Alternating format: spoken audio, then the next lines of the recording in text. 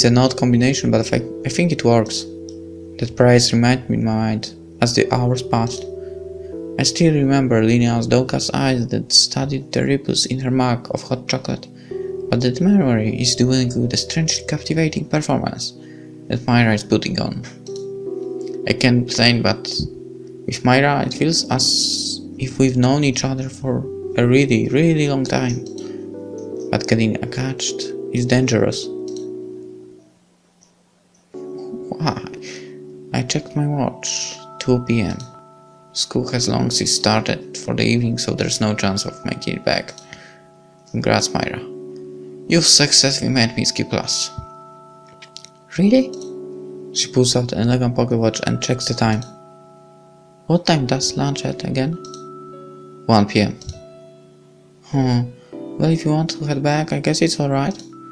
I know you're not exactly top student, so I wouldn't want you failing on my account. Is she actually being considerate? Well, I should probably head back. But then you'd be alone, wouldn't you? I suppose I would. I did drag you out of school for a reason after all. So I'd like you if you stay. So you were just offering to be polite? I guess you could say that. Somehow I'm not surprised. It's fine. I think this was a worthy sacrifice anyway. I mean, sacrifices are important sometimes. That's true. It's like the concept of risk-taking, isn't it? Think about it. No one likes feeling vulnerable, but in sacrificing the comfort of the status quo, you might get something more valuable than what you had before. I suppose that's right. It is, isn't it? But to be honest, that's the kind of thing that only works in economics textbooks.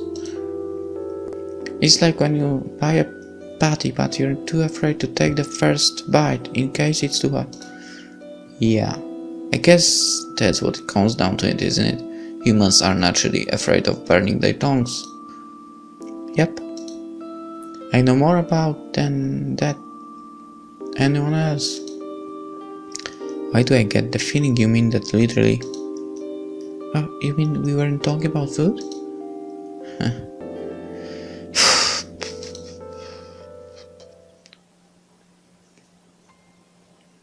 The city sure is a nice place in the winter, isn't it? Myra stretches out her arms and embraces the chilly wind. The sun is already sinking and her light hair is almost glowing. You're almost talking like you're new to the place. Maybe I'm not. I knew you'd say that. My hands are in my pockets, grudgingly hiding from the cold, but I unconsciously scratch the side of my face. It's always like this in winter fall. Even the snow piles up in the parking lot by February. Winter is known to be our most beautiful season. I can see why. It's refreshing. She takes a deep breath and I feel compelled to do the same. Her cheeks turn red from the cold. That was when it hit me. You're not too used to winter, are you? No, I guess I'm not. It doesn't even occur to me that I'm asking about her past. Well, not to be honest, I spent the last few years of my life in a place with very mild winters, but I used to live here before, so it's not a major change. I guess you could say it's nostalgic for me. If you don't mind me asking, why exactly did you leave the country? You don't have to answer, but it sounds like you really didn't want to go. I never had much of a life here. I was different as a child too. I wasn't like you and your sister and your friends at school. I never had to worry about the problems that the normal kids face, like homework and friendship and romance. There was nothing tying me to this place, so I left. But I guess that doesn't mean that I was happy to go. Are you happy now? Sorry, I said too much, didn't I? I didn't mean to make you worry, but I never got to talk about myself, so...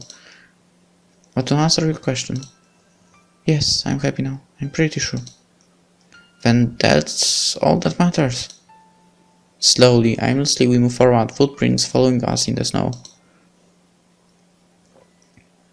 There's something inescapably nostalgic about early winter sunsets, of those days when the sun sets before 6 and it feels like late evening when you're coming home from school. It's a little bit wistful. How far do you live, by the way? Oh, not too far, here and there. I should have expected an answer like that from you. Hey, what's that supposed to mean? Don't tell me we're back to square one after everything we've talked about. Well, I can't be too open, can I? That would ruin the surprise.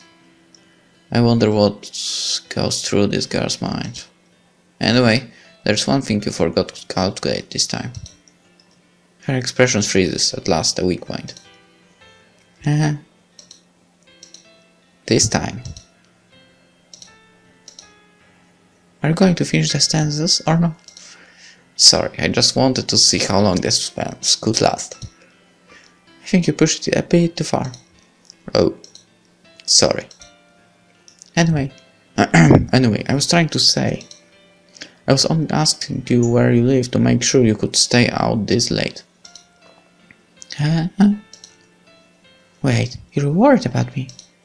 Worried is the wrong word. I'm just concerned. That's the same thing. Regardless, you might live outside the city for all I know. I wouldn't want you going home too late. It's getting dark, but it's still early, I'll be fine. Yeah, but... Well, you live close enough to get home by yourself, right? I do, don't worry. Go with her! Although, she just mumbled something. I hate when people do that. Go with her, you idiot! I said... You said? I said I wouldn't mind if you walked me home anyway. But it's still early, isn't it? There's no need to think about going home yet. Don't get all serious now. You started it. Either she's doing this on purpose or she just snares at me. My money is on the former. Walk her home. Walk her home. Come on, let's go. You walk too slowly. Alright, I'm coming.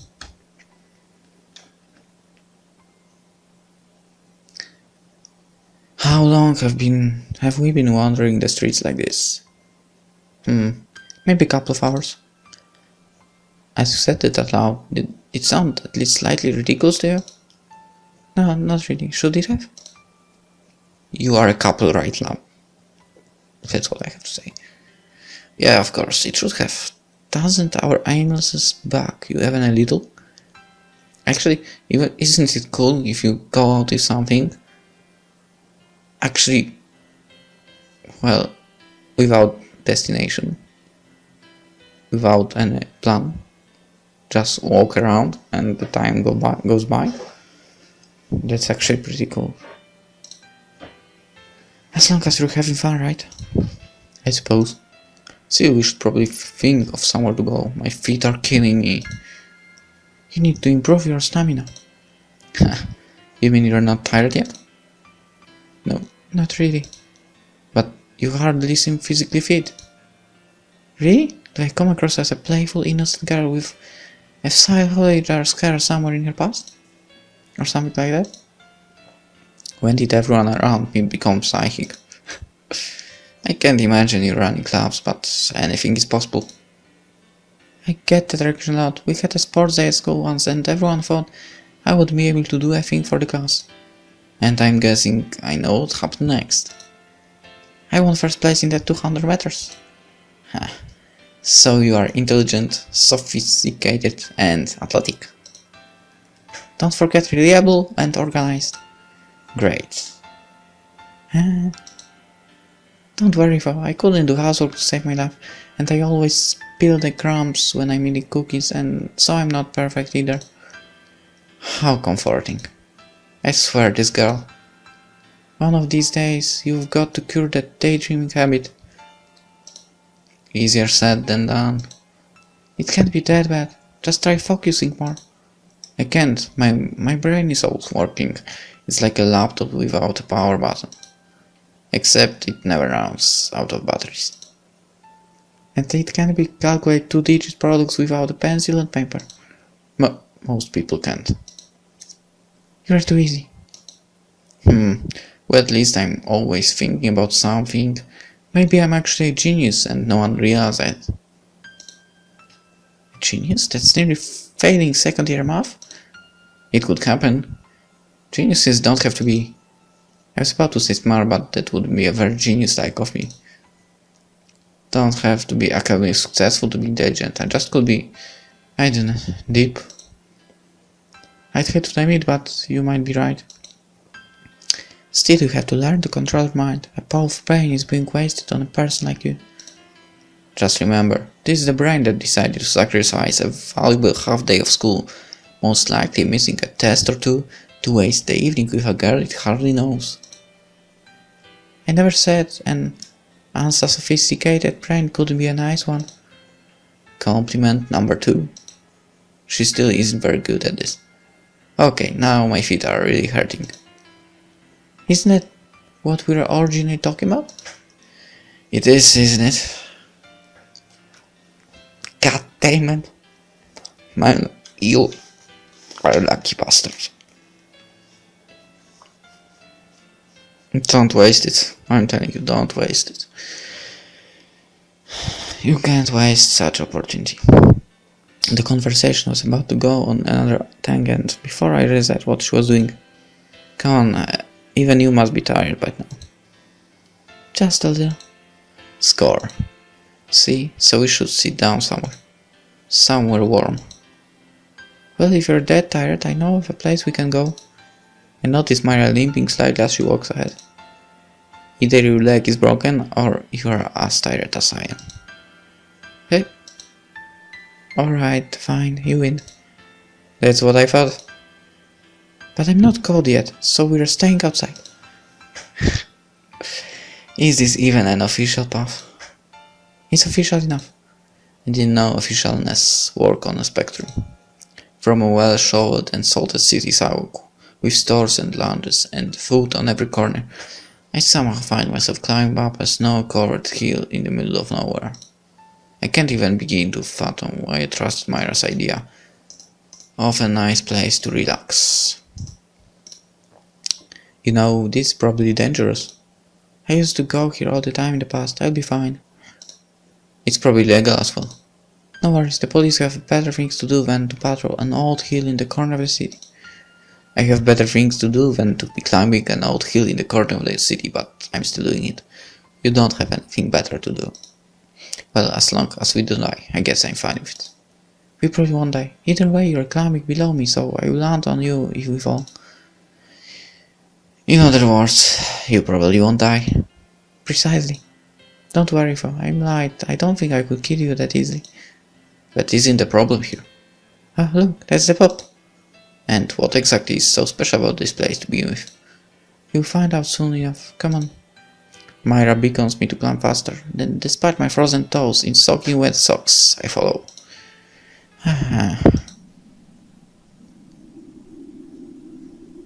What can I say?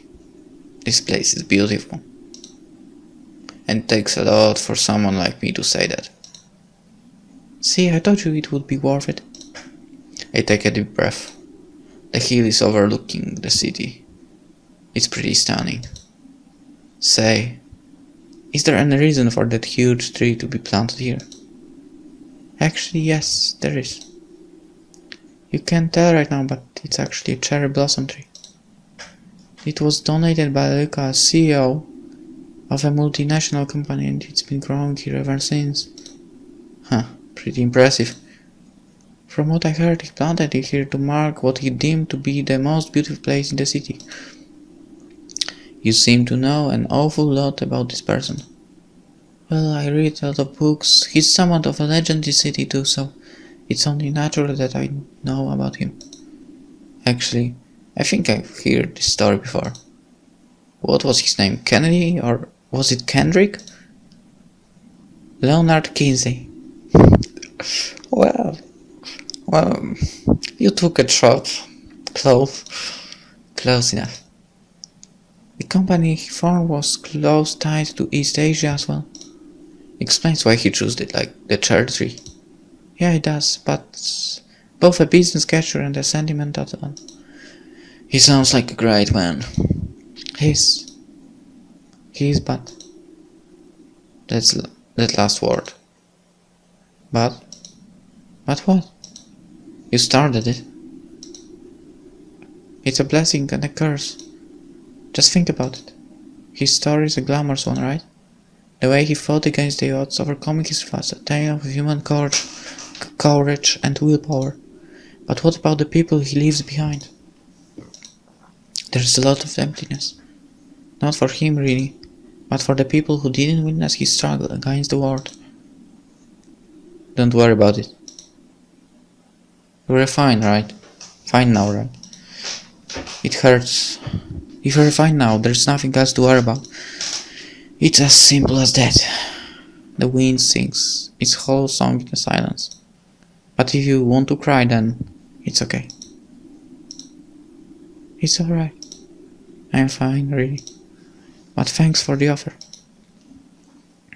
Her words vanish into the twilight. She sits there mere inches from me, shielded by a glass wall. It's the closest we've ever been, and I never felt so far. But I will never forget this cold wind, and her warm shoulder, and each from mine. Hug her, you idiot. It's one of those rare, precious moments when you realize that each passing second is being written as a memory.